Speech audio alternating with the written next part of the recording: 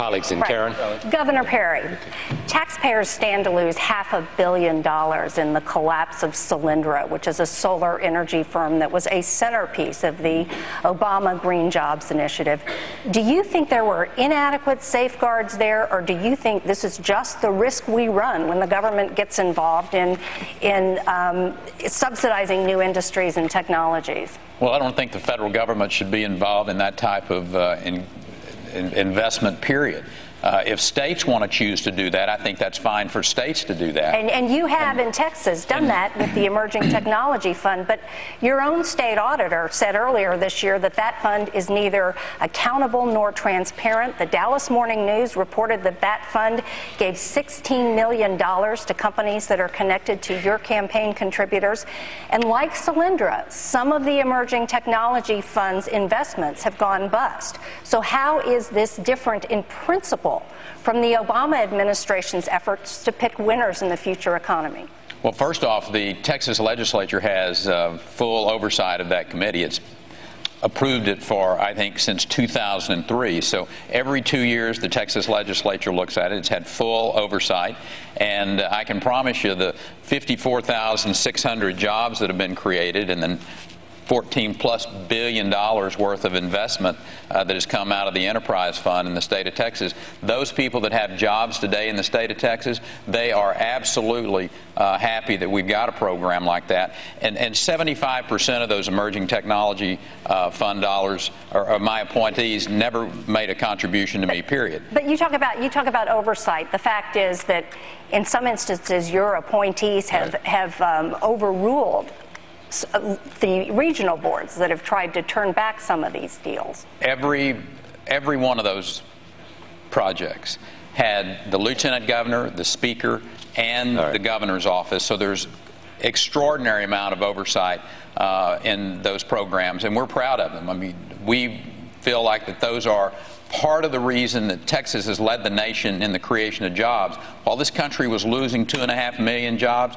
Texas was creating 1 million jobs. That's the kind of leadership that America's longing for, someone that actually understands that you have to be able to give a climate where people know they can risk their capital and have a chance to have a return on that investment. We have one more video I want to show.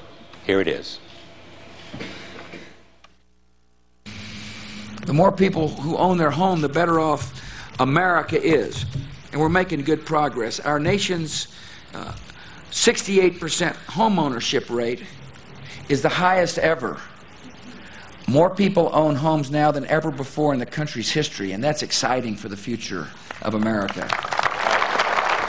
Speaker Gingrich, has the American dream of owning a home no longer a realistic dream?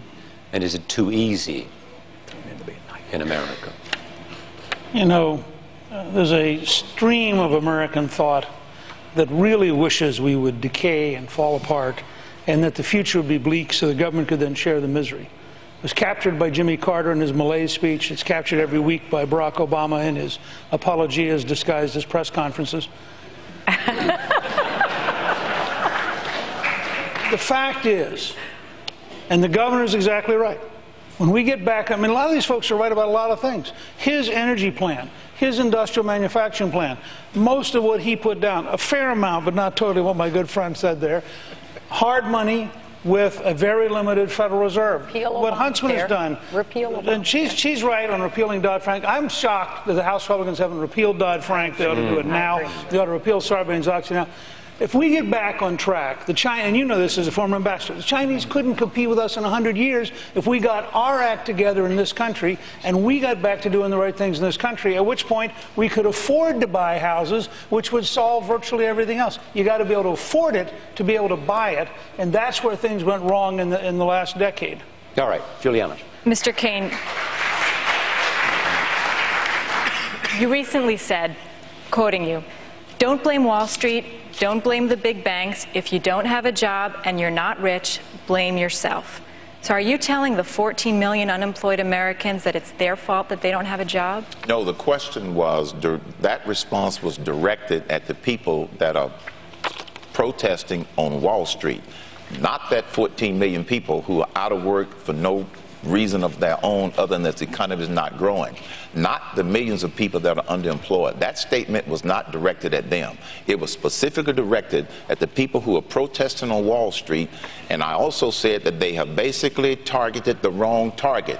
It should be against the failed policies of this administration, not Wall Street is where they should be protesting. Governor Romney, I want to ask you, because President Obama's jobs bill is stalled in the Senate today, and so it may have to be broken into component parts for Congress to vote on. If the payroll tax cut is not extended, that would mean a tax increase for all Americans. What would be the consequences of that? No one likes to see tax increases, but look, these stimulus bills the president comes out with that are supposedly going to create jobs, we've now seen this played in the theater several times, and what we're seeing hasn't worked. The American people know that when he went into office and borrowed $800 billion for a massive job stimulus program, that they didn't see the jobs. Some of those green jobs we were supposed to get, that's money down the drain. The right course for America is not to keep spending money on stimulus bills, but instead to make permanent changes to the tax code. Look, when you give it, as the president's bill does, if you give a temporary change to the payroll tax, and you say we're going to extend this for a year or two, employers don't hire people for a year or two. They make an investment in a person that goes over a long period of time. And so if you want to get this economy going again, you have to have people who understand how employers think, what it takes to create jobs. And what it takes to create jobs is more than just a temporary shift in a tax stimulus. It needs instead fundamental restructuring of our economy to make sure that we are the most attractive place in the world for investment, for innovation, for growth, and for hiring, and we can do that again. So you would be okay with seeing the payroll tax cut? Look, I don't like temporary little Band-Aids. I want to fundamentally restructure America's foundation economically. Before closing question, I want not this hour and a half to pass without some recognition and conversation about the question of disparity in America. Governor Perry, over the last 30 years, the income of the wealthiest 1% of Americans has grown by more than 300%.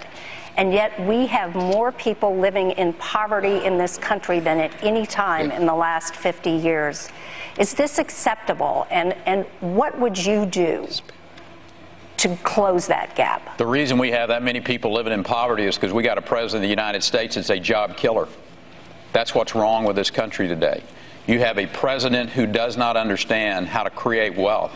He has overtaxed, overregulated the small businessmen and women to the point where they're laying off people. 2.5 million Americans are out there who have lost their jobs. We have 14 million without work. This president, I will suggest to you, is the biggest deterrent to getting this country back on track. And we have to do everything we can to replace Barack Obama in 2012. All right, okay, but we're almost out of time. I want to give you a chance, and then we have to go to the final question. There's more to it than that. I agree with Rick, what he said. But the biggest problem with poverty in America, we don't talk about here because it's an economic discussion, and that is the breakdown of the American family. You want to look at the poverty rate among families that have a husband and wife working in them? It's 5% today. A family that's headed by one person, it's 30% today. We need to do something. We need to talk about economics.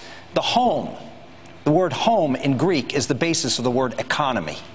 It is the foundation of our country. We need to have a policy that supports families, that encourages marriage, that has fathers take responsibility for their children. You can't have limited government. You can't have a wealthy society if the family breaks down that basic unit of society, and that needs to be included in this economic discussion. I've got one last question. One last question with 30 minutes. One last question. One last question as we close this evening. And each of you, 30 seconds. What is it about you that you want to connect with the American people in their both despair and in their hope for the future that says something essentially about who you are? And I begin with Congresswoman Bachmann. I'm sorry, Charlie. A little distraction.